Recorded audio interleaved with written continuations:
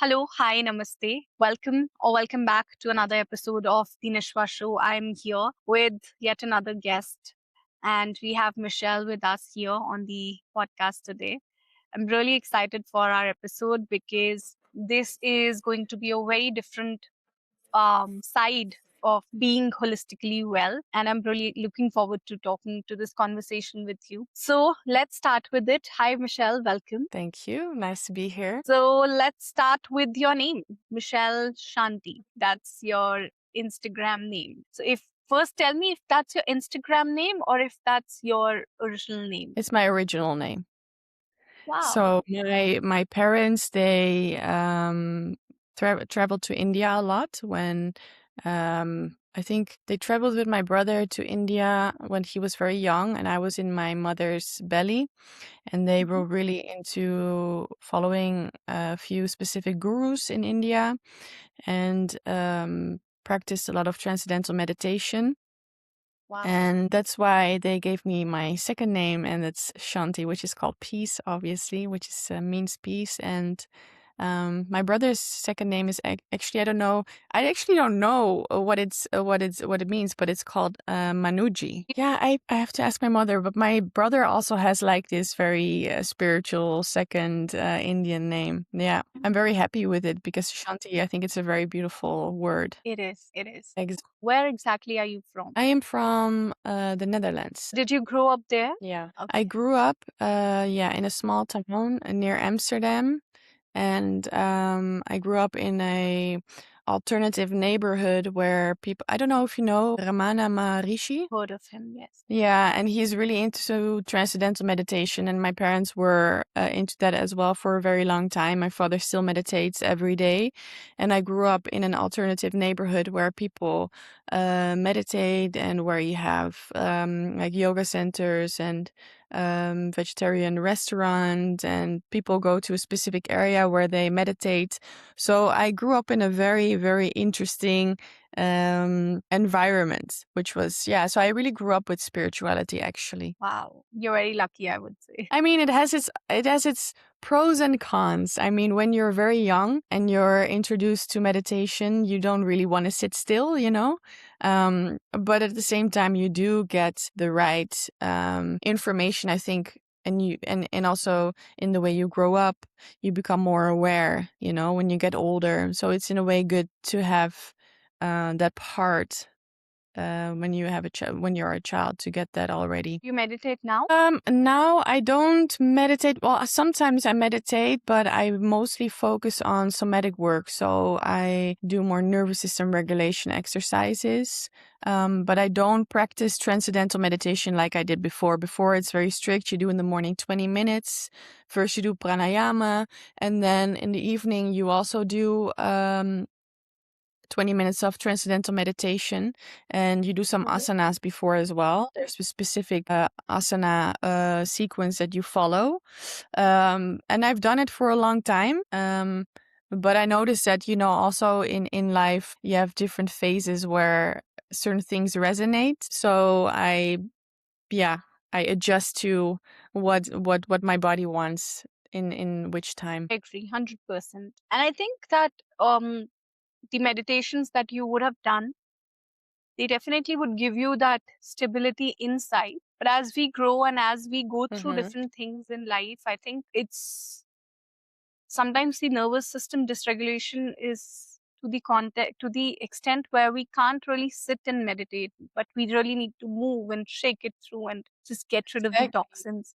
Exactly, because everything is basically energy, right? So sometimes the body doesn't need to sit still and focus on breathing. Sometimes you need to actively move to get the energy flowing. It really is, I guess, getting more in contact with what your body needs and what you need, instead of following a specific routine or something, but more like, okay, what do I need right now? Do I need to sit still, calm myself? Do I need some specific like nervous system regulation exercises? Do I need to work out? Do I need to maybe when I'm angry press a wall or something to get the energy flowing and get the energy out? So I think it's very important to get to know yourself and what you need in specific moments and which tools you can use, you know? Yeah, yeah. And I think we learn about this as we grow up. As you get to know yourself a little better with time, you get to know that what is working for you right now, this phase of life, and what is not really working for you. As you get to know yourself a little better with time, your Mm-hmm. practices keep on changing, or I would say keep on evolving. Yeah.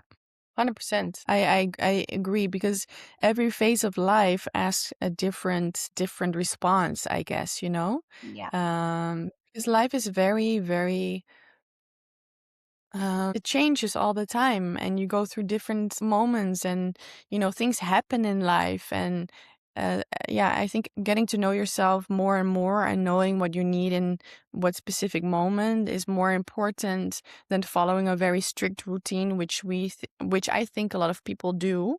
And then Yeah. it becomes like a sort of regime, like you have to follow it in a specific order instead of being in tune, like, okay, what do I really need right now? And then just Agreed. I think that we have forgotten the difference or the line. There's a very thin line between being trying to evolve yourself or trying to grow, and the opposite side of being so finicky about it, being so sort of maniac about it that if I wake up at 4, then I wake up at 4. I mean, it's Mhm. good if you do that, but your body speaks to you. I feel that, and you should listen. 100%. Yeah, 100%. And I feel like also what you see on social media a lot, I think social media has a very big influence as well on having the perfect life or following the perfect routine, Yeah, and not being in tune what your body actually is saying what you need, because we want to almost do it the perfect way to really feel very good. true. But I think it can also be a thing that people do to have some sort of control, like over their life and over their routine. That if they don't do that, what comes up then?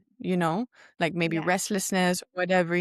We all have very good skills to distract ourselves in a way not to feel what comes up if you just sit with yourself. yeah, so beautifully put. Because we are always trying to escape one or the other thing. So the whole routine that started with a motive of anything, it could be anything for anyone, that whole plot has completely changed, and now it's more about I want to, I don't want to sit with myself. And we, most of the people including me, we do it at such an autopilot mode that we don't even realize that we are doing it out of not doing something else. We just feel the need to do it instead of really understanding that there is the opposite side which is within me and which does not want me to sit. Exactly. It's almost like too scary to, like, I have a therapist, for example. I think everyone should have therapy. But she always says to me, like, no, the last time she said to me, what's so important and what everyone is trying to escape is to sit in the fire. And it's like sitting in the fire in a way that even when we feel like a lot of things in life are happening and a lot of things, they always trigger us, or they remind us of a childhood experience or whatever, and then we are very good in escaping constantly, because we don't want to feel again. And she says often, like, I think the practice would be to just sit. And even if you put your toe in the water for like 1 second, and just be present for a moment for what is coming up, Yeah. it will give you some sort of foundation within yourself where you constantly are able to sit longer in the discomfort. And it's almost like integrating some sort of like literal energy that we did not integrate as a child, so it's almost like, how can we be present for like this, the little one in ourselves, just until it's bearable, and then okay, then we get out, and then Mm. the more you practice that, the more you practice being able to what comes up, the more you feel that you will have more resilience and more I don't know how you say it in English. More like being able to, you create more of a baseline within yourself of being able to stay present with the uncomfortable feelings that life Yeah, brings us. totally, totally. Okay, Yeah. Michelle. So what is it that made you get into detoxification? What is it that you started with which was not letting you sit still? Well, as I told you in the beginning of our conversation, is that I grew up with a spirituality and I grew up with meditation, those kinds of things. I think my parents were, I think we are being brought up in a very traumatized world, and there's a lot of generational trauma.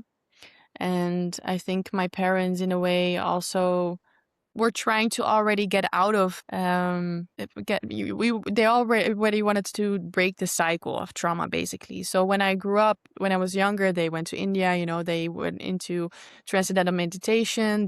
My mom, when I was very young, she already read that book, The Power of Now, from Eckhart Tolle. And I think because my parents were in a little way searching for the meaning of life, I, as a child, took that on as well. And the more I got older, during my puberty as well, I noticed that I was always thinking about, like, why am I here? What is the meaning of life? Why do I go to school? Why is this and that? And I always felt quite restless as a child. I mean, there's also some trauma going on. I think everyone has their own trauma, Yeah. backpack. And as a child, I felt very unsafe in my body. And in the time, I didn't know anything about nervous system regulation. But I felt extremely restless. I was quite bloated as well in my belly. I would worry a lot. And throughout the years, it was a bit of a struggle for me, even in high school, how I was feeling. And at one point, I really got more into spirituality. I read a lot of spiritual books because I was really looking, like, how can I have some relief in how I'm feeling?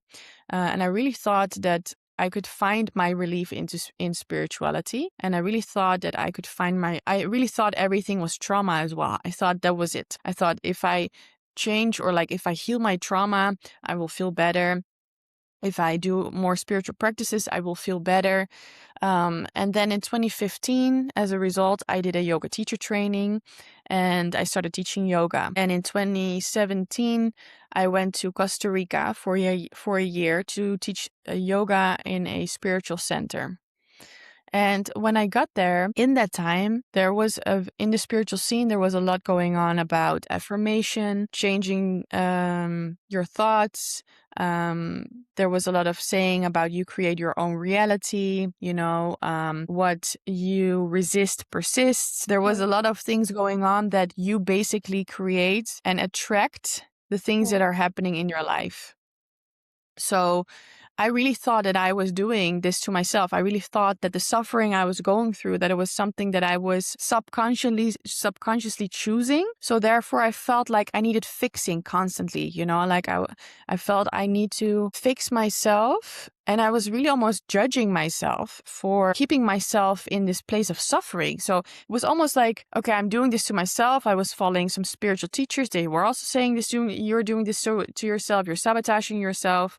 I was really into non-duality as well. You're not the body. This life is a dream. It's an illusion, those kinds of things. And I really felt more and more unsafe day by day. So during that time in the spiritual center, it was a very intense time for me. They had a very radical teaching. And, but I was also exposed to black mold for a year there. And I did not know in that time that black mold is very unhealthy for your body and can create a lot of physical Yeah.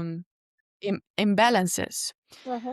So I did not know anything about a dysregulated nervous system in that time. I just knew that I was really caught up in my mind. I could not feel my body. I was not in contact with my body, and I was not taking myself seriously as well, because from a non-duality place, I don't know if you know Nisargadatta, but he's a spiritual guru from India. And he says in his book, my body is addicted to smoking, but I'm not my body. So it's like it's almost like a little bit spiritual What's the name? bypassing, Sorry, I forgot the name. I didn't get the name. name is Nisargadatta, and his book is called I Am That, Okay. That. It's a Okay. very non-duality book, Hmm. um, and in a way, for a lot of people, that book gave a lot of relief. For my grandfather, for example, who was a meditation teacher for 40 years, that was his Wow. Bible. Hmm. Um, But for me, I noticed that in the spiritual scene, there was a lot of spiritual bypassing going on because a lot of people were unable to sit in the fire, to sit with the Yes, discomfort. So almost spiritualism became an escape as well, or like a new place for the ego to create an identity, I guess. So agree. um, what I noticed so after like a year or so, I had so many physical symptoms. I had panic attacks constantly. I was having like rashes all over my body. I would stop breathing multiple times a night. I started creating OCD, so I had like repetitive thoughts and I could not stop them. Um, I was really dysregulated.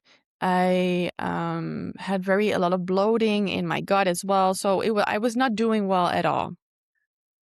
So when I got back to Holland, and in that time, my brother was having a health crisis. So he suddenly lost, I think, 15 kilos or something in 3 weeks. I don't know. I can't remember the Oh my specifics, but he God. had blood also in his stool. He had like a lot of issues, and he really thought that he was going to die. But he went to the regular doctor, and the regular doctor in the hospitals, they say, nothing is going on with you. Your blood work is normal. So, but he was like, this is not normal. I feel like I am going to die anytime soon.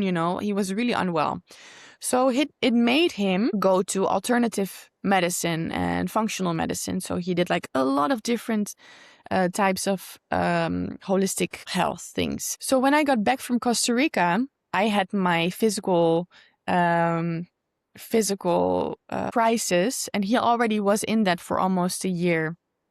So he said to me, Michelle, maybe you have to take your body more seriously and not think everything is trauma, but also start to integrate like take your body seriously because it's part of this life as well. And I was like, no, I'm not my body. I need to fix everything in a different way. I'm just having false core beliefs. I need to change my beliefs because if I change my beliefs, then, I will feel physically better. Like I'm doing this to myself. But I was such in a place of desperation and I noticed that what I tried to do was not working.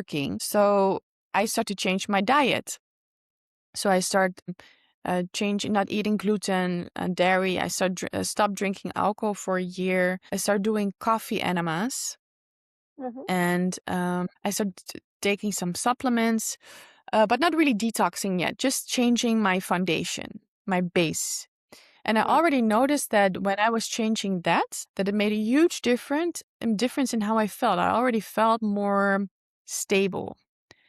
And but it was not. It was almost like I was not solving the root cause. I was kind of stabilizing my body, right? Mhm. And in that time, nervous system regulation or anything like that, it was not prevalent. It was not there yet. And I really felt when I came back to Holland, I did not want to read any spiritual book anymore. I was done with it. I thought anyone that wants to tell me life is an illusion, I will punch them, because I was like, you cannot say life is an illusion if it's not your experienced reality yet. Yes. And I completely dropped spirituality in that moment. It's almost like life pushed me and said, Michelle, you should go dance salsa. So I started dancing salsa. And during dancing salsa, I started to feel my body again. So I got out of my head. I sometimes made mistakes during dancing, but I really could laugh about it. And sometimes I could almost get a little bit teary-eyed, big tears, emotional, because I really felt more alive because I was like feeling my body. So didn't start detoxing yet in that time. I was just changing my lifestyle and doing some salsa and really got into kizomba dancing. If you want to ask any questions in between my story, you can ask because I can But talk that's way for a too long time. interesting. So go on. Okay. So then, I think in 2019, 2020, just before COVID happened, no, I just started a new job in 2020 because before that I was working in hospitality. But I noticed that I still would have a lot of symptoms. So I would feel when I would work on a big event, I would feel like I would stand on an ocean, and I would have a lot of anxiety and panic, and I could not like calm myself down. It's almost like my body was constantly in this chronic state of stress, and I did not understand anything about my body because I did not understand anything about the nervous system yet. So then in 2020, I started a new job as a social worker, and then COVID happened, and there were a lot of other things I had a relationship in that time. There were some things happening, and it really created some stress, and I did not detox yet. So I was, quite clean with my diet. I did not have any toxins, toxic products anymore, but I still had I was still surviving constantly. And then, and I did not even know why I was feeling that. I did not even know it was because of mold or, dysregulated nervous system. So I got into a very big burnout. I could not work anymore. Stopped working, had again all those panic attacks, and I would stop breathing during the night multiple times. I had obsessive thoughts constantly. I could not stop them. They would give me a lot of anxiety as well because I started really believe my thoughts constantly, and they were very repetitive and very strong. So I felt like sometimes I was getting crazy. And that's when I really got more into detox again through my brother. Like my brother really, set the tone, and then I followed a lot of things that he did. So I started doing some water fasting. I started working with a detox practitioner from the US, and started parasite cleansing. And in 2021, I learned about nervous system regulation. So I came across the book from Deb Dana, which is called the polyvagal theory. Yeah. And it's really about how your nervous system is wired as a child, and how you're extremely dependent on your parents and their regulated or dysregulated nervous system, and that the dependency that you have on your parent, because if you're so dependent, like if your parent doesn't take care of you, you will die. So you will mold yourself completely, and you will be very dependent on the nervous system of your parents, that if they are unable to regulate themselves, there's a very slight chance that you are able to regulate yourself. So in growing up with your parents, if you did not build enough autonomy with yourself, because in the beginning you're like this, right? And then when you grow older, you will have more of this, and you as a child will have to create more of a baseline within yourself to eventually being able to handle life. Yeah. So we as a child, what I noticed, we really create all these types of patterns and mold ourselves in a way that our parents will not leave us. So we create all this often unhealthy dynamics or like patterns to make sure that we will survive. So we often take this also with us into romantic relationships or friendships or whatever. So I really started to learn like, okay, so my nervous system is driving from a place like I am sometimes a 4-year-old. So sometimes when I'm in a specific situation, my body feels like it is like that I'm 6 again, or 7, or 4, or 3. But also, I start to learn about how toxic load impacts your nervous system as well, how physical processes impact your nervous system, but also how a dysregulated like a chronic dysregulated nervous system, because when you as a child are unable to come back to a parasympathetic state, like the rest and digest state, and you create constant stress, you will get into a state of chronic stress. And that state of chronic stress will create more inflammation in the body, which makes also the body more prone and more vulnerable for a toxic environment that we're exposed, because we're exposed to toxins on a daily basis. So my question at one point was, okay, does a dysregulated nervous system make you more vulnerable for toxins? Does trauma make you more vulnerable for toxins? And does it make you sick? Or does a toxic load on your body create emotional symptoms and physical symptoms? And I really came to the realization that it's a combination of both. And I notice we are living right now in a world where we are so focused on or trauma healing or a healthy lifestyle, but often not a combination. And I think detox is still a subject that is not big enough for the toxic modern world we are living in right now. So eventually I started detoxing a lot and I started to feel way more better. And I noticed that in combination with nervous system regulation and detox, I started to feel better. And also the book from Deb Dana about nervous system regulation, it really took me a long time to accept that theory, because that meant that I would have to go out of a state of judgment towards myself, that I was doing everything towards myself. It would mean that I would have to be compassionate towards myself. And then I saw how hard I was on myself for years. And that really created a period of grief for myself, because I was like, wow, really judged myself for a long time. So this is a little bit my story. And then eventually I was like, oh, I really want to help people with detox and nervous system regulation. So I did a training to become a detox practitioner. And now I'm really starting to help a lot of like clients, and I'm building an online program. And that's how I got there. It's a whole journey.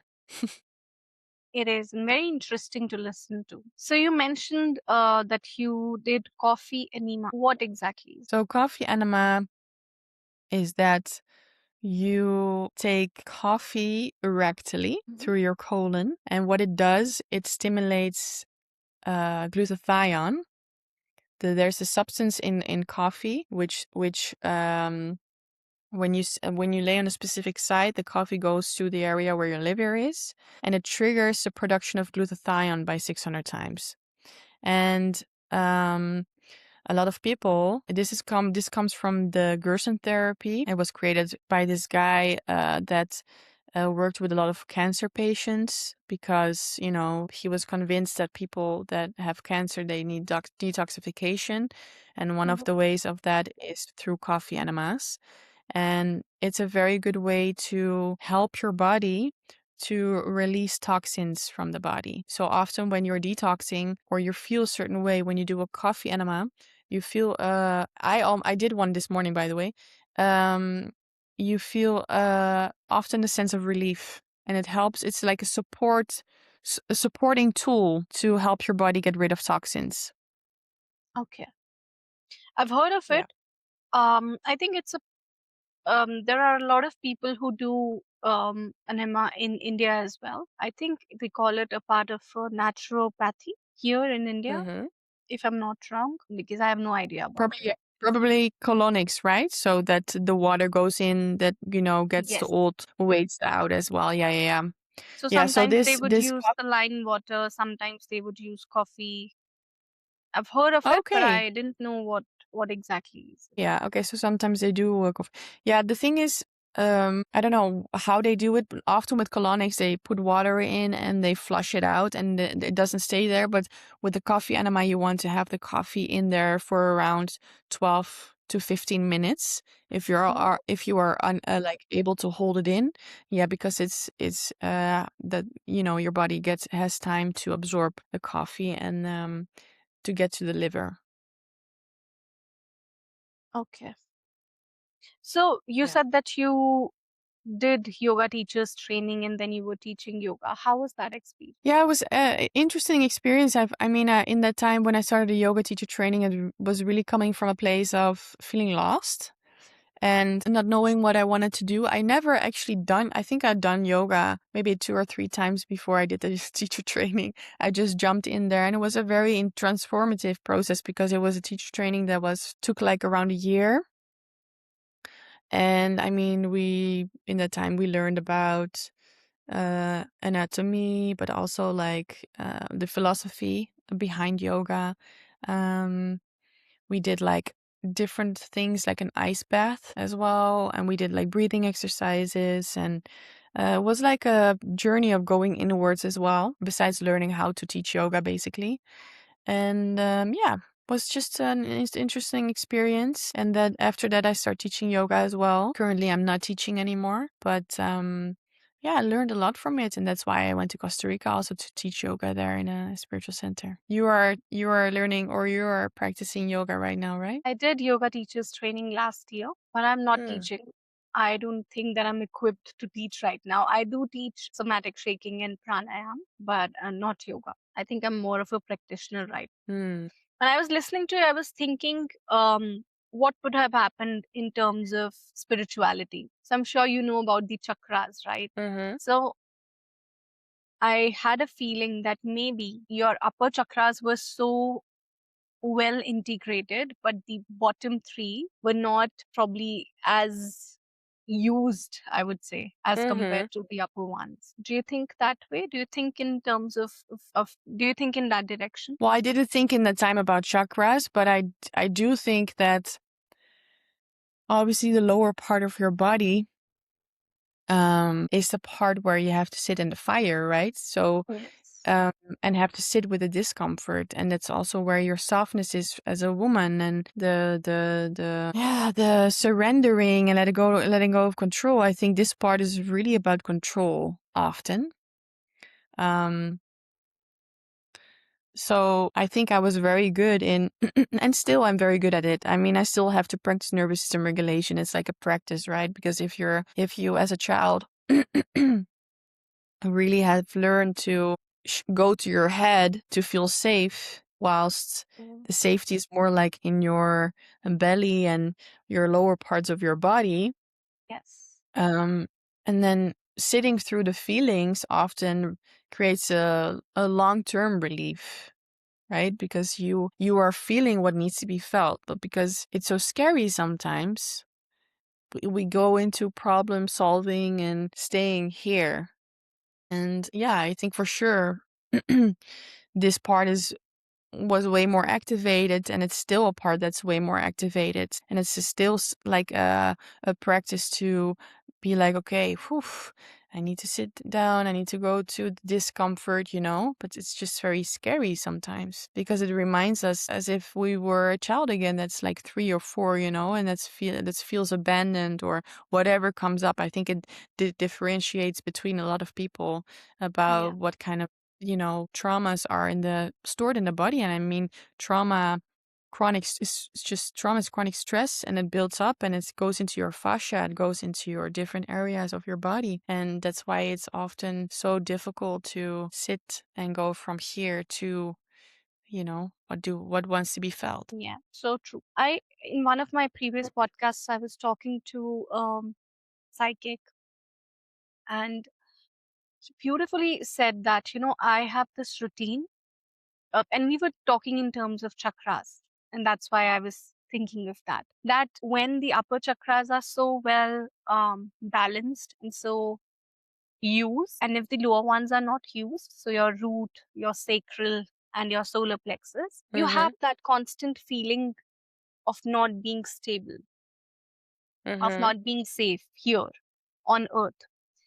No matter Mhm. where you go, this is a constant feeling.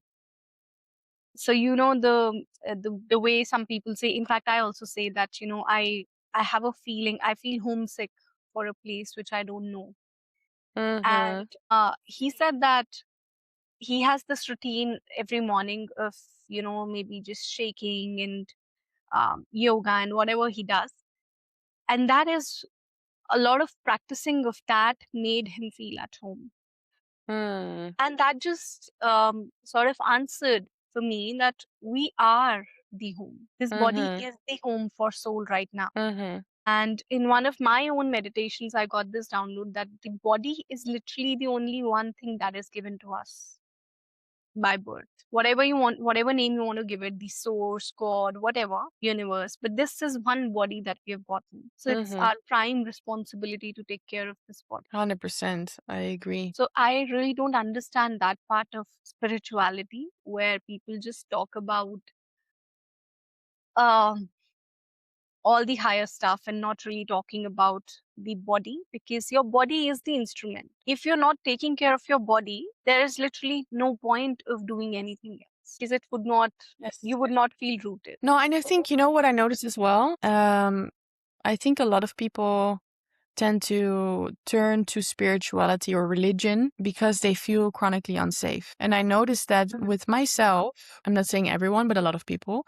but I noticed for myself that when I feel safe in my body and I feel connected to myself and the world around me, I notice that that urge of wanting to go to those areas, love, religion, or even questions like what is the purpose of life, those questions, or the urge of going into spirituality or religion, it just is less urgent, or it's not or if I am interested in those areas and those things, it comes more from a place of curiosity instead of from a place of like I cannot deal with myself, I cannot sit in the Oh, fire, because there's a very big difference. And I think a lot of people, and I've come across it a lot, and that's why I think the spiritual scene is very, very you have to be very in tune with yourself and stable enough to know what you're getting yourself into and which communities and which guru you follow. Or and I think there's a lot of people, a lot of traumatized people that are very unstable, and they're looking for like more stability. And often you have a lot of things in the spiritual scene where there's a teacher and there's a student. mm, And it is very important, I think, to make sure that you're very in tune to what you allow or what you follow. Because there's beautiful things in spirituality as well. Don't get me wrong. yeah, There's yeah, like beautiful things. There's people that really walk the talk. There are teachers that have very good intentions and everything. But there's such a big spiritual community right now. And it's happening everywhere because, like, I mean, I think we're on like this very big shift, what's happening in the world. But I think it's very important to be cautious to what you involve yourself with, because there's also like a lot of toxicity in those areas, and that's what I've experienced a lot. Um, and I think embodiment, that part that you have been saying just now, is very important. And I think there's a lot of spiritual scenes where there's a lot of spiritual bypassing and there's less embodiment, and the people that are teaching are not embodied. And I think that part of yes. embodiment is super important because you have to Mm. walk the talk. So true. This is something that I've been talking continuously with almost every guest that we have had here. They have said this one thing, and this is like the highlight of this season, I would say, that embodiment of whatever you're going through is so important. Otherwise, it is spiritual bypassing. If you Yeah. cannot if you're just talking about all of these big concepts and theories, and if I can explain you everything, but if it doesn't show in my being, then it's all fluff.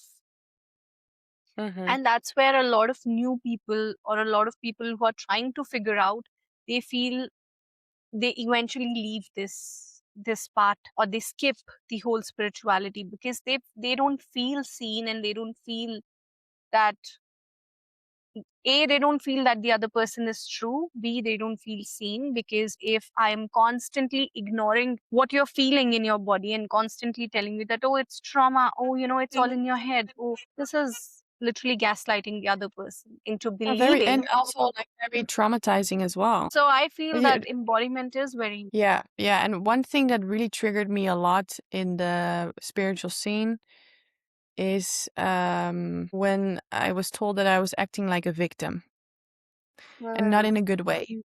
And I think this is the word victim is being used a lot in the spiritual scene. Yeah. Um, and because what you say, you're acting like a victim, is basically saying you're choosing what you are experiencing right now. And obviously, there's a difference between staying in the story and not wanting to change your identity or whatever, because sometimes that creates more comfort, right? But still, it's not like specifically consciously choosing. It's the body feeling so extremely unsafe to maybe being able to open, or being open to even a different identity, that it becomes very tricky, because it becomes a place of blame and judgment. And I've also seen in the spiritual community a lot where, it was told that people are choosing their sickness, or choosing their symptoms, physical symptoms or whatever. And that's also very, very toxic, because, there's two sides, right? I don't know. Have you ever read that book from Anita Morjani, Dying to Be Me? No, I haven't. I would really recommend reading that book. I think it's one of the most beautiful books I've ever read in my life. It's from an Indian woman. Mm-hmm. She was living her life, like most of her life, in a state of fear. Okay. fear of getting sick, like her friends were getting cancer and whatever. Like she was coming from this Indian culture, always trying to, there was a lot of expectations. So she always tried to, be good, be like prove to her parents. And she was even, I think she was even married, or she was supposed to be married because her parents decided you need to marry this person. I think she said no or something. There was a lot of expectations from her, asked from her. And she was always trying to please people. Oh, and she said the Indian community is very big and there's a lot of expectations. And, she was very afraid of life. And at one point, she got cancer. So the thing that she was afraid of, she got. And she was doing everything right, like eating healthy. She was doing, going into therapy, whatever. And eventually she has this near death experience. And in the near death experience, she came to realize that she was not loving herself at all. Like she was constantly judging herself. And she had this very beautiful experience that she really experienced what it was to be connected to love or source or whatever you want to call it, because she was, not, she was not attached to the body anymore because she was in the hospital. The way she explains this whole experience was like very moving. Like I was extremely emotional when I was reading this. And then when she got back, like into her body, she healed within a like short period of time because she knew why she got cancer. She knew the reason behind the cancer. So now she gives she goes everywhere, gives workshops and everything, and she really believes that everything in that regard is about trauma. Still, even though I read this book, I don't believe everything comes from a place of trauma, because I do believe we are really exposed to a lot of toxins in this modern world. And I mean, her experience was already like 30 years ago or something. We were living in a different time. But the underlying message was very beautiful, and how she explained how she was not taking herself seriously and how she constantly was living her life from a place of fear. Yeah. And not from a place of, I am part of God, I'm part of love, I'm part of connection, and connecting to that part. So I think it's one of the most beautiful books I've ever read.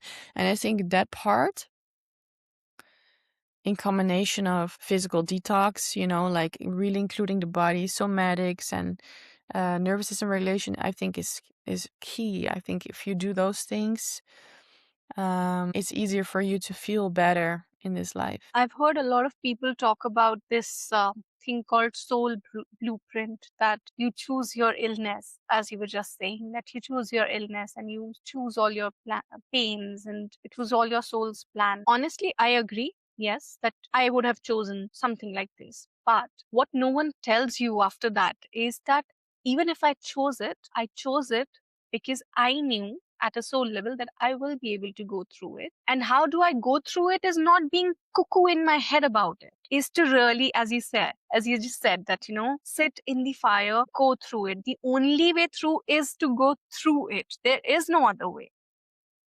So even if I would have chosen it for myself, so my biggest life lesson has been in terms of people, relationships, friendships. Let's say if I have chosen something like this for myself, then I also need to learn the lesson. Then I also need to learn the integration of that lesson. How do I integrate that lesson is only through this body. I cannot be sitting in meditations for hours and not taking any action towards my physical reality, towards my physical body. Does that make sense to you, or Yeah, do you no, think? it completely makes sense. I think that's where a lot of spiritual bypassing comes from.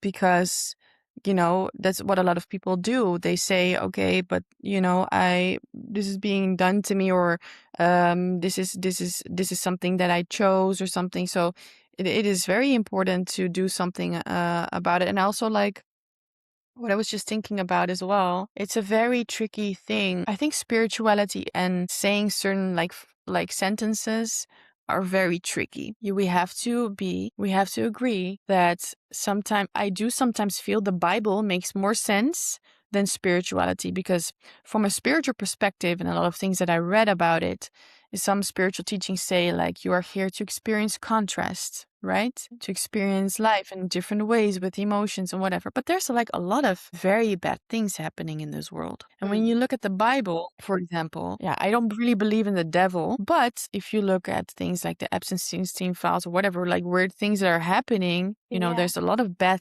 happening in this world where a lot of spiritual people do like this, everything is love and light, without really seeing that there's a very dark side going on. But because a lot of people that are also in the spiritual scene don't really experience, we are not really in that reality.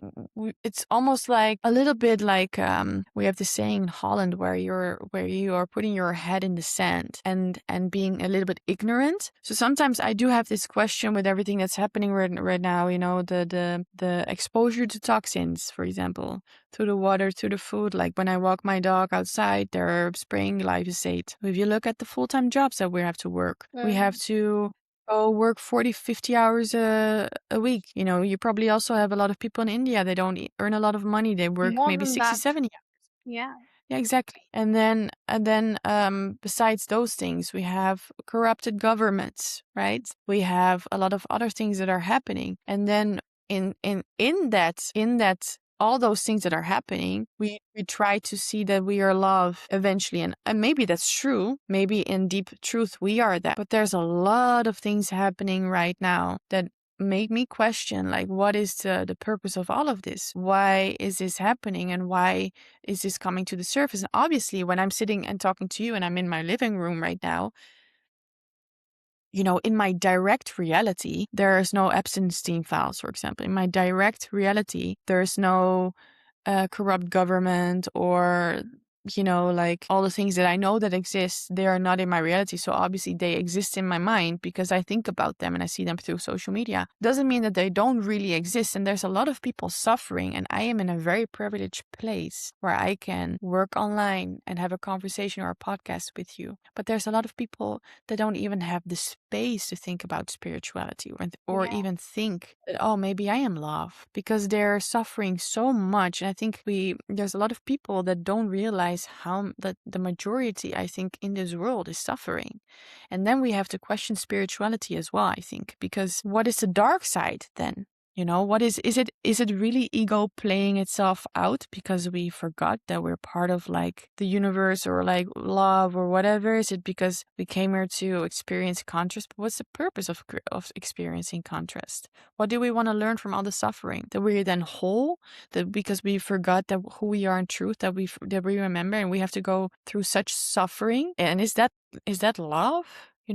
So then I start to think about religion as well, that sometimes religion does make a little bit more sense. Not the fact that I feel like I'm sinful, because I don't think I'm a sinful person, or I don't believe in that I go to hell, because I know that I'm innately good. I know that, But in religion, there is a good and a bad. In spirituality, there's often not a good and a bad. Spirituality is often placed as, experiencing contrast, or people forgot who they are in truth, and that's why the ego is playing itself out. So I find this a very, very tricky subject, and I actually don't know. I think we all don't know until we die what is the ultimate truth. Yeah. Notice that we are all just trying to feel better, and we're Yes. all just trying to make sense out of life and Mm. sense out of our life and our purpose, because we don't know what we're doing here in truth. We don't know. Especially in terms of such chaos which we are going through right now. I mean, Yeah. yes, in not in my immediate current reality, but it is happening. It is that frequency is happening somewhere on the same planet right now. And to some extent, yes, it does affect us. Yes, it does. If not, again, if not physically, mentally, it does affect us because all of those thoughts are still there. I mean, yes, I have similar questions, whatever you were talking about. But then at the end, I just think of a few things which make sense to me. So Mm-hmm. first thing is that what can I do for myself? Because I feel that if I am at peace and if I am doing something aligned with myself, it is more of a ripple effect. And I have Mm-hmm. seen that ripple effect in my current reality. So if me doing my somatic work, or if me doing my meditation or journaling or whatever, if that is giving me peace, then I am in a peaceful environment because that is somehow affecting people around me. And another thing that I've thought about is that what can I do in terms of people around me? So whatever is in my capability, whatever is in my capacity, I do that. I have. It's been a long time that I stopped watching news, and it's been a long time that I've actually stopped scrolling through such topics, because when people talk about, I've seen people talk bizarre things, when people talk about new world order or new earth. There was a time when people were, not was, there are still people who still spread that kind of fear or spread that kind of panic and inducing people with that kind of a fear that, oh my God, I mean, if a person who's listening to that term for the first time, it is overwhelming. That what do you mean new earth? What do you mean the earth is splitting? What do you mean by that? But I mean, we don't know what is happening. Astrologically, I practice astrology, and whatever astrologically people say that this is happening and this is, that this happened at the time of World War II or whatever, that is history. Same planetary positions will happen again in the future. That does not mean that exactly same events will happen. Everything, something Mm-hmm. new happens, and everything, something unexpected happens, and that's why not everything is in our control. So what's in my control is my body, my reality, and how do I react and how do I act to situations. And I think I should be really focusing on that rather than any other thing. I should be just focusing on that, Yeah, and yeah, not for and not sure. preaching people that, this is all in your control and this is all in what do you think, and it happens. And no, you need to be positive about yourself, expect the best, do the work, make life as simpler as you can. But instead of saying things like that, you create your reality. Yes, you do. Yes, I totally believe in that, but that does not mean that I just sit and close my eyes and meditate and think and visualize and not take any action. That does not make any sense, and that's what a lot of people say. And I think that's what you have been talking about in terms of spiritual bypassing. Yes, but I just don't know for sure that, like as I said before, I don't know eventually how everything uh how everything is working regarding spirituality, or the reason or the meaning of life, why we're certain themes, or certain I attract certain people, that I have to work through certain patterns. I see that I create certain same situations, and what my lesson in that situation is how do I respond to this situation right Yeah. now, so Yeah. I can transform it and I don't have the same situation again. Or I am in the same situation, but my response is different to the situation. Therefore, it becomes a different experience. So in that regard, I see that I have the privilege to view my reality like that, because I'm not physically under threat. I notice that I do focus on myself. I notice if I keep my reality, like life, quite small, so I don't involve in all these news things and stuff, that I feel more at peace. So yes, I do feel like we all say, change starts within yourself, and you need to take care of yourself. And if you do that, you have influence on the people around you. I totally believe that. At the same time, I do feel some sense of urgency. That's why I post also on Instagram. I do feel some sense of urgency, because I think, like you and I are pretty aware people, but there's a very, very big majority on this earth that is not aware. And if you look at the statistics, for example, with microplastics, right? We're Yeah. exposed on a daily basis. They're being found now in utero, in our like men's testicles, in our blood, in our brain. And like there's some even like some scientists that said, if we continue like this, because we, like in less than 50 years, 50% of the sperm count has lowered. It's Yeah. gone from men. Yeah. So which means if we continue like this, then in 2045, men would be infertile. So which means we cannot we cannot have children anymore. So this is one thing, right? This is about microplastics. Then there's a lot of things happening with AI. So there's a lot of things happening. For a long time, from a spiritual perspective, I was really like, wow, I'm living in the most intense times of life. I feel like we're going through this whole. I feel like a lot of people are waking up as well. Mm. Spirituality has never been this booming. Like when I started doing the yoga teacher training 10 years ago, it was never. It was we were in the beginning. Like my mother in 2004 started, reading that book, The Power of Now. And it was really the beginning of spirituality, and like also with social media, like it's going very rapid. Yeah. Everything is going very rapid. So I have no idea where we're going. Very curious about what you think eventually will happen. I'm very curious about what will happen. So I'm really curious about your views as well. Um, because I really don't know. It is, or we would have to have an extreme mass awakening. I And think that I also feel that is. but do you I feel feel that that eventually we'll go to um more of the positive side? Then how do you view that? How do you think things will evolve? I feel that there are going to be massive awakenings like we had back in 2012 and then in 2020. 2020 was the point when it has been like the numbers have been growing. Yep. So I feel that yes, there are going to be massive awakenings, but um, not in the way that we feel. Because now I feel that no matter how much I say that all these AI data centers are taking so much of water and whatever else is happening in those areas, I feel that there would be more conscious leaders coming forward. And I have been noticing this pattern online that younger people who are much more aware, they are actually stepping forward i- and they are stepping forward for things that I'm a millennial. I would have never thought of stepping forward for such a thing. So let's say younger people are coming and they are here for, let's say, cleaning the rivers in India or cleaning the mountains. So I feel that people are like there would be more conscious leaders in the upcoming times.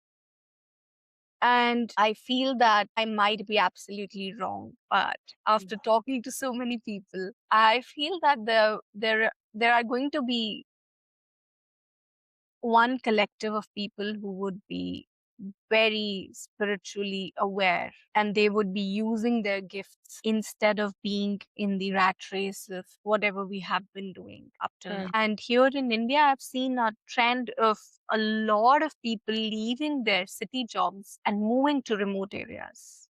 mm, So people are choosing the peace over proving a point, which has been a trend for a while now. mm, Even the collapse of the biggest um, economies has been another thing that people. There was a time when people had this big American dream, and people were moving to uh, from India. People were moving abroad, and but now a lot of people are actually there's a trend of reverse migration now. mm.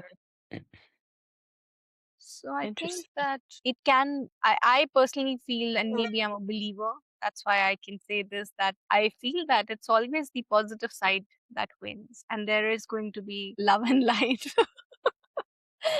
Yeah, I mean, I'm really curious. I mean, often the darkness has to come to light first, right? Before it can get Yeah. better. But I mean, it's very dark right now.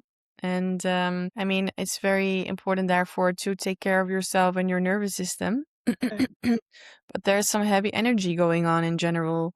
And that's why I also really am a very strong believer that detox is very important, because Yeah. the exposure to toxins is so big. To even have or like stay in a full clear mind and be even in connection with something that's bigger, call it love, call it God, call it the universe, whatever. You need to have a clean body. If it's really like full of toxins, how can you really be connected? you know so it is really important, I think, in this time, because there's a lot of things happening. It's even more important to take care of yourself, to What it really. is detoxing? So explain as to the audience, because there would be people who would have heard this word but they don't know how to start. So what is detoxing and how can one start with this? Detoxing is basically helping your body getting rid of toxins, your toxic load, lowering your toxins in your body, um, in your cells, systemically. Um, so what I do with clients is I really focus on, in the beginning, I really focus on colon cleansing, for example, Yeah. because your colon gets a lot of buildup waste throughout the years. And it is basically the last funnel of your drainage pathways. So if you don't go to the toilet once or twice a day at least, um, your stool and the toxins will stay in your colon and it will reabsorb again. So you will become more toxified. And also often we really after all those years of not eating well, of being exposed to toxins, your gut has created this toxic buildup. And therefore, your body is unable to absorb the nutrients, but it also absorbs again the toxins. And it's also the perfect environment for pathogens such as parasites. Yeah. So, this is something that I really focus on colon cleansing. We really focus on parasite cleansing, like gut wise, but also systemic wise. You will see visible worms often. Like I release a lot of very big, long worms. Um, Almost everyone has parasites right now, and they have a very big influence on the way you feel, even on the way you can act, and how you feel emotionally, physically. So if you grind your teeth at night, or you don't sleep well, you wake up at 2 a.m., 3 a.m., you have insomnia, or you have extreme cravings in the night, or you get bloated. There's a lot of different symptoms that parasites can create. I really focus on liver cleansing as well because we create a lot of toxic bile and your body is unable to get rid of that. So it creates a lot of stored bile or toxic bile in your liver and your gallbladder. And this is a very important thing because those toxins, they're fat soluble and you really need to get them out. And I also really focus on heavy metal cleansing. So it is all these types of different toxins that you're exposed to. So first you want to eliminate the toxins that you're exposed to on a daily basis, and then you want to prepare the body and make sure that when you start detoxing, that you are clearing your lymphatic drainage pathways, clearing them so that the toxins are able to get out of your body more easily. Otherwise, you get Herxheimer reactions, also known as detox reactions. So that's why preparation is very important, and a specific step-by-step approach is very important. And a lot of people, they do isolated cleanses and they just do something here and there's something there, and then suddenly they don't prepare the body well, so they get more sick, which can be very dangerous sometimes as well. So it's very important to lower your toxic burden. And a lot of people say, well, I mean, we all have like our liver, right? The liver is, we don't need a detox because the liver will do it. But if that were the case, we would not have so many people that are sick. Hmm. So the body is overloaded with toxins. And also, what I noticed for myself in the period where I was going through my burnout, a lot of people that did not believe in detox, they said to me, you have to do trauma healing. You have to go to trauma healing. But I did not even have the balance in my body that in order to even start with trauma healing and EMDR or whatever modality you use, you have to have this like this sort of resilience, the Yeah. base. If you don't have the base, and often because you don't have the base, it's often because your body's overloaded. So you have to help it first. You have to work on the foundations first to create a sort of stability to go from there to detox or to heal trauma. Because in order to heal trauma, you have to have the capacity to hold certain emotions Yes. come up. But if you don't have the balance and you're completely out of whack, it can be more traumatizing to do trauma healing before stabilizing first. that So is yeah. something which not a lot of people talk about. No, Because when exactly. you do healing, it's like literally scooping out those emotions over the time. And what do you do with that empty vessel? You have to have a container, right? To hold it. Exactly. And that's why a lot of people um they sort of fall into the same things again, or it's same with addictions as well, that you scoop out the thing and then you again relapse into similar things. It's same with healing your emotions or healing your trauma, because then you again fall back into similar patterns where you would feel the same emotions again and again in different setups. Mm-hmm. So, yeah, detox would definitely help. So, if someone wants to start with detoxing, what is the first thing that they can do? Let's say if someone can't afford your services right now, what is the first thing or first few things that they can do, and then they can come to you and then you can help? Well, this is why I'm building that online course that I told you about before we started, is that I'm building this online course, which is called the Modern World Reset. And people can go through that course completely on their own pace. And what they will learn there is to create a strong foundation. So, what I was saying, that if you just go into a detox right now, or you go into trauma healing, but you don't have a good routine or a baseline to go back to, it can have more harm sometimes. Yeah. So usually when I work with people one on one for 6 months, the first month is really focused on creating that foundation. But what I noticed with clients, some clients are very, very new into the health world, that sometimes they need a bit longer than that month, because, changing a habit takes at least 3 weeks, right? So it can be a bit overwhelming for them.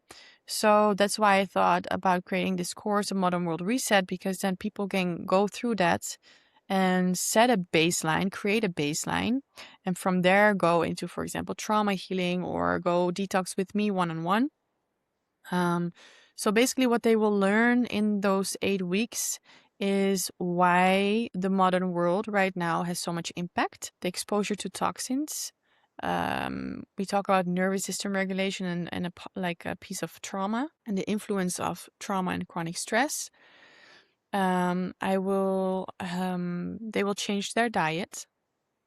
They will learn more about the circadian rhythm and the importance of a light exposure, and because that's extremely important for your mitochondria. They will learn more about movement. They will learn more about liver support and drainage. So I talked about, for example, the coffee enemas, or opening the drainage pathways, and there are specific tools to do that. So there's like all these different kinds of things that they will learn and that they will integrate into their life, which will create more stability for the body already. So you basically are preparing your body for the next step in order to have a sort of container for what will come up when you, for example, are releasing toxins, or when trauma will come up and you have to hold the emotions that come with it. So, this is an 8-week online group program. It's not a group program. No, you can just It's a self-paced.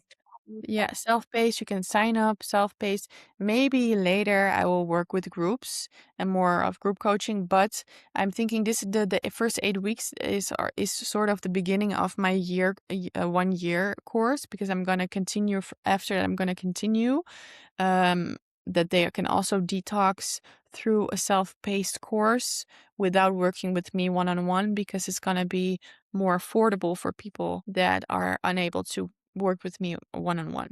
And then we probably will have more of group sessions, because I will take on a group, then we'll go through the course, and then you have also my support, but more in a group setting. Yeah, so it's still in process. I'm still thinking about it, how I'm gonna, but in general, like, one-on-one detox for me has its preference, because detox is very personal. It has to be modified as well sometimes, and some people are sensitive to specific herbs, and so in that way it will be better for me. But not everyone has that capacity to pay for that and afford that as well. So that's why an online program is in my mind as well. But that's why I started with the foundation, because I think the foundation in general is the most important thing to start. with. So this can be done online, the 6 months program that you have? Yeah. So the one-on-one that I do with clients on a personal level, you can work with me online. Yeah. So people can book a free discovery call through my website, and from there I can have a talk with them to see, okay, what are your physical symptoms, how are you feeling emotionally, how's your digestion, those kinds of things. And then from there, if they want to continue, then we start a 6-month program. So, Michelle, what are the top things that you think that we need to detox ourselves considering today's world? I think everything. Yes, I think everything, but I think the most harmful things we are exposed to right now, uh, it's difficult to choose. Like I cannot choose only three because it's a lot. Okay. Okay. But let me name a few, right? First of all, you want to limit your microplastic exposure. So it is from the toothbrush that you use, from the air that you breathe, because there's microplastics in the air constantly. It is from the utensils, the kitchen utensils you use. It is from even like I am in a rented house right now, but they have fleece blankets. This is also plastic, which also comes into the air. So microplastics is a very big one, Mhm. toxic, very toxic. Then we have PFAS. It's a very big one. Um, Parasites, Mhm. pathogens, very important. Heavy metals, very toxic, very important to detox. Um, Let me think. Those four, and then also the toxic ingredients in products that you use on your skin, but the products also that you use to clean. Mm. Those are very, very toxic and very important. Pesticides on vegetables and fruits, but also fluoride in your drinking water. So, what kind of water do you drink? Do you have a water filter, for example? Those things are extremely important to lower your toxic environment. There was even a study also with when it comes to polyester on dogs. I cannot really like remember the specifics, but I think it was for a period of time a female dog was wearing polyester pants and it got at one point it got infertile. So microplastics really also the body absorbs microplastics from polyester. So what clothes are you wearing? Is it cotton? Is it like hemp or are the natural fibers, and then they can still contain a lot of pesticides, but that's better than polyester. You don't want to use nylon and all this kind of. You're just literally all the people that are going to the gym and work out, they all wear plastics, and you sweat, and then the pores get open, and you absorb all the toxins and microplastics. So it is really you're exposed to everything constantly on a day-to-day basis. So no wonder we also feel physically unwell, or we are also emotionally unwell. But also mold. Mold is a very big one. There's a lot of people, there's 25% of the population are unable to detox mycotoxins. So there's a lot of, and that's mycotoxins, they come from the mold. So it's extremely important to see if your house doesn't have a leak or doesn't create mold. You have to lower the humidity. So mold is also a very big exposure to a lot of people. So yeah, there's a lot.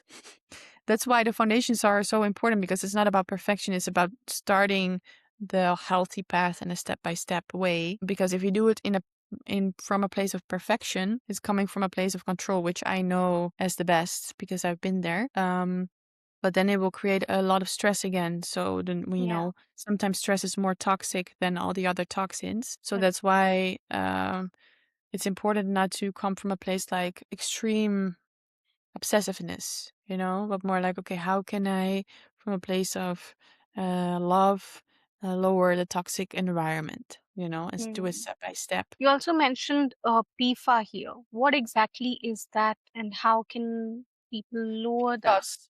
So, for example, that's the things that they use to make things water. How do you say it in English? Water. water resistant.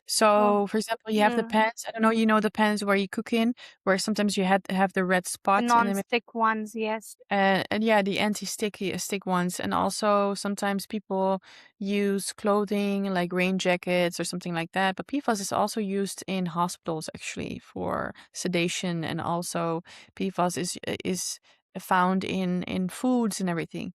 So what PFAS is like a forever chemical. So it is very difficult. You're almost unable to get rid of it when you have it in your body. And everyone has PFAS in their body right now, and it's very, very toxic. So it's very important to eliminate that. You know, when you still have those pants, when you have those scratches sometimes in the pants, that's Mm. really, really toxic because it releases PFAS, but also the small pieces of the PFAS also go into your food. It's the same with also microplastics with the cutting boards. You know, if you really cut on a plastic cutting board and you Yeah. scrape, look at the knife, you're like, wow, you know, it's almost, you cannot even call it microplastics anymore, because it's so big, and we are ingesting that on a daily basis.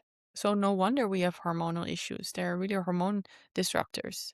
So what are the alternatives then in that case? Let's say in terms of utensils, you said the non-sticky ones are not good. What are the Yes. alternatives? Yeah, so RBS is okay, or carbon steel, Mm. or sometimes ceramic, but ceramic also gets um damaged very quickly. And then underneath there's often aluminum, I think, under ceramic pans. The layer is Oh, ceramic, which is okay, but underneath they use like a metal. So those are options. And yeah, for example, when it comes to cutting boards, just wooden cutting boards and not the bamboo ones, because they create a lot of mold often. And also when you use cotton, or like wooden cutting boards, is that they have to be a one piece, because if they are in different pieces, they use glue, and the glue is toxic. So it is very important to also have a look at that. So yeah, there's multiple different solutions to it. For example, what I said with the clothing as well, make sure it's cotton, preferably like organic cotton, hemp, um, like hennep, uh, linen, yeah. linen, wool, those kinds of things. Yeah. And what about the ingredients? Sorry, what about the ingredients in makeup and cleaners, and what do people do about? Well, I don't know all the toxic ingredients in my mind, but I know there's a lot of toxins in most of the products. And you have to imagine that we women use those products a lot, way more than men. And a lot of women, they use so much makeup, and it's all synthetic. It has a lot of hormone disruptors. There's a lot of fragrance in it. There's a lot of phthalates in it. Even microplastics are in it. Even PFAS is in it. So I think PFAS, for example, you have mascara with PFAS, for example, because it's water resistant. So all those exposures are very unhealthy, and you have a lot of natural brands where they are a bit more expensive, but then you don't expose yourself to it on a daily basis. Mhm. And one thing is also very important: blue light exposure. Are you using your laptop and your phone until late at night? Because it disrupts your circadian Circadian. rhythm. It will create a lot of chronic inflammation. And also in the morning when you wake up, do you use your phone, or do you go outside in natural sunlight? You know, in the evening you want to have red light, like blue lights blocking glasses. So those are very important. Are you breathing with your mouth open or with your mouth closed? Breathing with your mouth open is very, very unhealthy. I tape my mouth closed during the night, for example. So there's a lot of things that I go through with my clients that have a huge impact on their health on a day basis, but they don't know. You wake up, you start your day with polluted water, you eat your food with pesticides, you put your plastic clothing on, you sweat in it during the time in the gym, you come back, and then you wash yourself with toxin like toxic shampoo. You do your makeup with the toxins, you put your perfume on that's synthetic with all the synthetic fragrances. You then go, I don't know, you go on your laptop and you just, or you're scrolling the whole time. You know, it's like is a constant exposure that creates stress in the body. So no wonder we have very dysregulated nervous systems, and no wonder we are very addicted to social media and short dopamine hits, you know? It's like we're in this loop and we are not aware of it. And then we also carry a lot of trauma, most of us. So it's like the perfect environment for sickness and burnout and chronic diseases and everything. It is. It is. That's a lot of food for the mind to think, to rethink what are we living, how are we living, and how can we correct it. Yeah, And I think that it's all about the small changes. The bigger ones can, of course, be like, there are so many things which you mentioned. I would personally, if I was looking for someone, I would, yes, definitely go for a coach and ask them to help me. But I think that it's all about the smaller habits on a day to day basis, which can initially bring that big exactly. change. That's the foundation, right? Yeah. That's where you start to make the small changes and not coming from a place of perfectionism. And that's why I'm creating this 8-week program, because it will give you gradually more awareness and make the changes. And from those changes, it's the same with spiritual awakening, right? It's the same Yeah. with becoming aware about, like, you know, there's a lot of people that never question the meaning of life. But then when you start doing it and you're like, why am I even here? Is it normal to work like 60, 70 hours a week and blah, blah, blah? And then, you know, retire and then have, you know, at one point people start to think.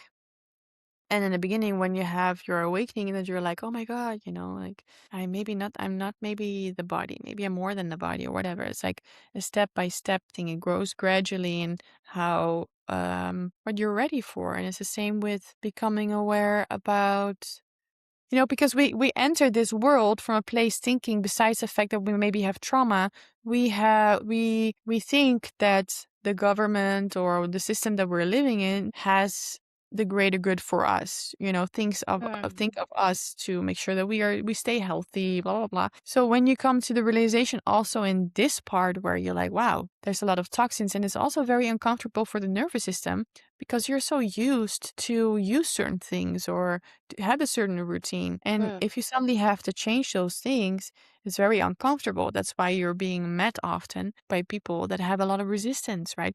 I don't know if you ever experienced this when you got into spirituality, but I had a phase where I was really like, wow, I have the answer. This is it. And then I watched all these documentaries and like they read these books, and I was like saying to people like, oh, you have to read this book. You have to watch this documentary. I have the answer. And then at one point, and people are like very resistant. No, no, no, no, no. It's because they are not ready for it. Plus, at one point, you get to a place where you're like, I don't need to give that book to the person. I don't need to say to them that they have to watch this documentary because everyone has their own pace, you know? And it's the same with detox. I also felt like, you need to detox. And now I'm like, I'm leaving it. And now I notice that people come to me when they're ready, even friends or family or something, you know. And it's also because you practice what you preach, you're doing Yeah. the things that you stand for, you know, it also has a ripple effect. Yeah. It does. I feel that when my spiritual awakening happened, or when my awakening in general happened, I didn't watch any documentaries. So when I talk to people, when they share their experiences and they were trying to find their answers and they were watching documentaries and reading books, and I didn't do any of that. I have just been very regular with my meditations and my sadhanas, and that's it. Hmm.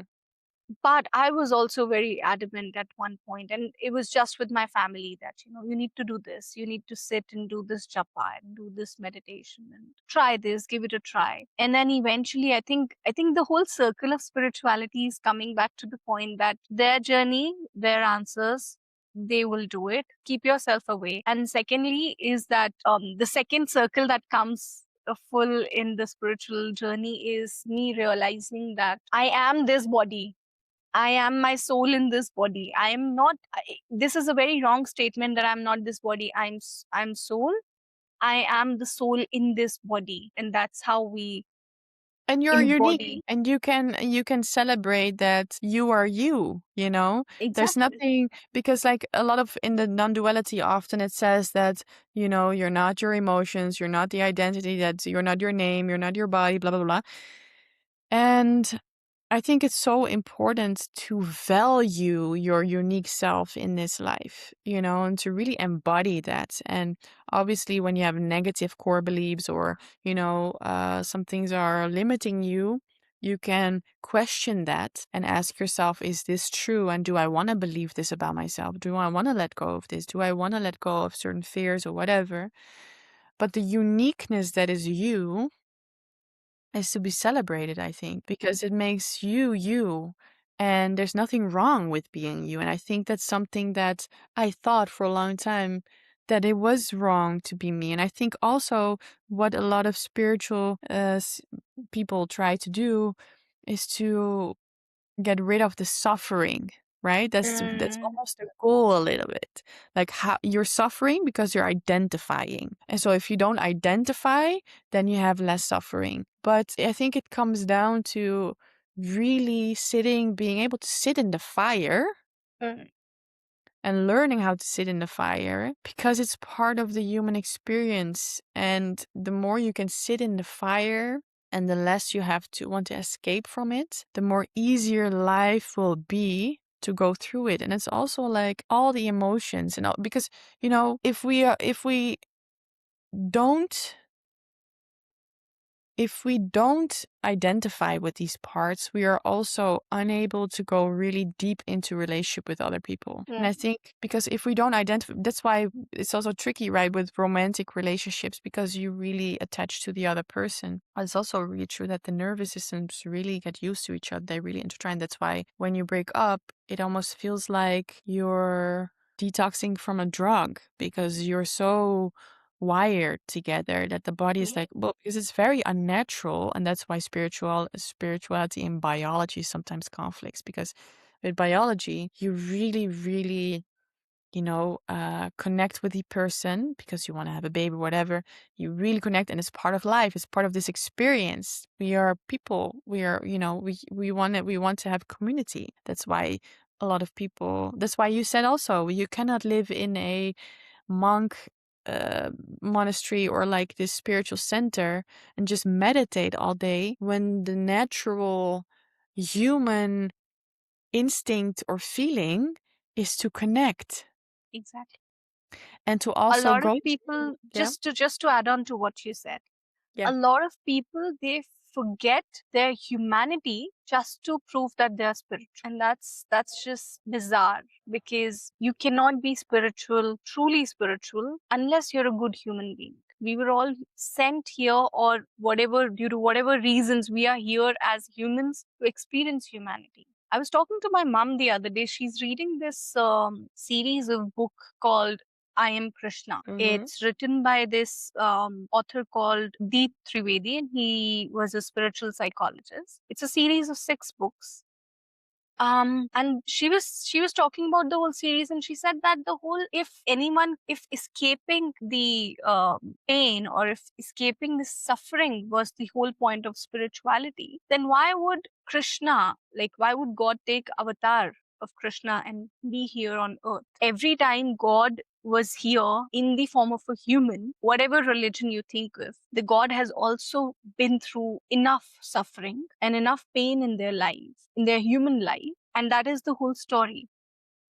Some people say that it's mythology. Even if it's mythology to them, to me it's true. But Mm-hmm. even if it's mythology, then also it sets the tone for us as humans, that if Krishna was here on this planet so many years ago and went through so much of suffering and pain, and still became the king, and still won all of those wars, and still could maintain his inner God self, that is the whole journey. So if someone says that I'm spiritual and I'll sit and do meditation, I'm just escaping the karma, then they are not even meditating properly. Mm-hmm. Even the gurus in India, there's a very big, very famous guru in India. His name is Premanand Maharaj. He lives in Vrindavan, and I listen to him a lot. And he says that if you're in grihastha means if you're married and if you have your family, then your karma is to take care of that family. Your first job is to be in that family and being fully present. Mm-hmm. That is your spirituality. And it just makes so much sense, because when people say, when a woman says that I am I'll send my kids can take care of themselves, and I'll just sit and do my meditation or my naam jap. It just does not make sense, because you birthed them. It's your responsibility to first take care of them. They are the gods for you. Similarly, if a man is escaping and saying that, oh, I have a wife, I have 2 kids, I have 3 kids, but it's okay, they can take care of themselves, it's between them and God, I am just going to the Himalayas and just going to sit and do meditation, then none of that would work. Mm-hmm. So you have to go through different stages of life and different pains and sufferings of life to really go through, or to really live the whole human experience, good or bad, whatever, and Mm-hmm. be resilient in it. And in that process, if healing comes your way, good. If it doesn't, then also it's Mm-hmm. good. Yeah, I think also like in relationship in general, in romantic relationships as well, they're often a really good mirror for unprocessed trauma. Like in relationship you can heal, but the question, yeah, I just find it difficult because sometimes I do feel like, okay, but why do we need to go through so much suffering? What do we need to learn? Like you come here as a physical body, right? But for what? What is behind it that I need to go as a soul through this learning experience? And my grandfather, he was a meditation teacher, and he always said it doesn't matter. He always said to me, Mother Nature doesn't care about your opinion and what you need to go through. She will give you the lessons that you need to learn or something. And in the meantime, I was in Costa Rica at the time. He says, in the meantime, you just enjoy the pineapples and the papayas. And he was very wise. He always gave me very wise, like emails back. I feel that when suffering happens, it sort of cracks open something in you. 100%. 100%. And that's imagine if someone would have not gone through any suffering in their life, would they even think the way you and I think? They are in their little bubble, very happy. They don't need to think about suffering. And that's why most of the evolution happens through suffering. Hmm. Why, I understand why, is still not answered, but this is the path. It is the path because we're going through it, right? I mean, in a way, we are going through it. Whole humanity is going through it, and some Yes. people are aware, some people are projecting, some people are not willing to look at their stuff. I hope everything will turn out in. I always believe love always wins, right? I always believe that love always wins. But we are living in very interesting times, and We that's are. why I think what you do as a therapist and with your podcast, and now you're reaching people, and what I do with going through my suffering and detox and nervous system regulation, whatever. I think we have a purpose, to help people relieve their suffering as well, because we've went through it. Because you also went through this whole experience to eventually become a therapist and do podcasts, right? You also have your experiences in life. So, and I do have to say that feeling, having gone through this and then helping other people, it gives a certain sort of fulfillment, like fulfilling feeling. Yeah. Because I really feel like if I would work in a job, in an office job or something, for something meaningless, and I would sell something, I would not feel like my life would have any meaning, right? So eventually, through the suffering, you will see what is in alignment for you, and then you will attract the people that are for you, and you create the world that's for you, and then you learn through those experiences again, and hopefully, eventually, become a more freer person in this life. Absolutely. I think that's the whole point of living life. That irrespective of where you are, what you're doing mentally and emotionally, like from the inside, you feel free. Yeah. So I think we are almost at the end of the episode. Is there anything that you want to give away as the final notes for the people? Hmm.